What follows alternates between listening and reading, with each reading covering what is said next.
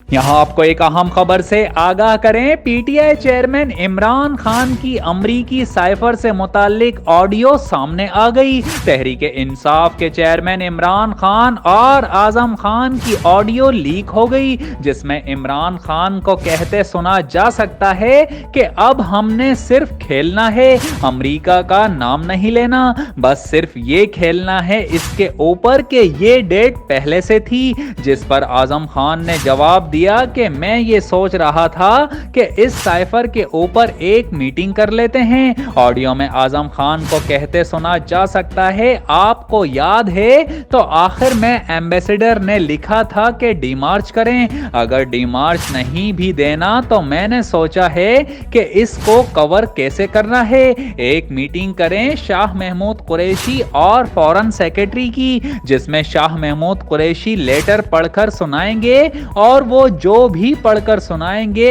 इसको कॉपी में बदल देंगे, वो मैं मिनट्स में कर दूंगा। फॉरेन सेक्रेटरी ने ये चीज बना दी है। याद रहे कि चंद रोज कबल वजीर आजम हाउस में भी होने वाले अहम इजलास की ऑडियो लीक हुई थी, जिस पर वजीर आजम शहबाज शरीफ ने तहफ्फुजात का इजहार करते हुए कौमी सलामती कमेटी का इजलास तलब कर रखा है।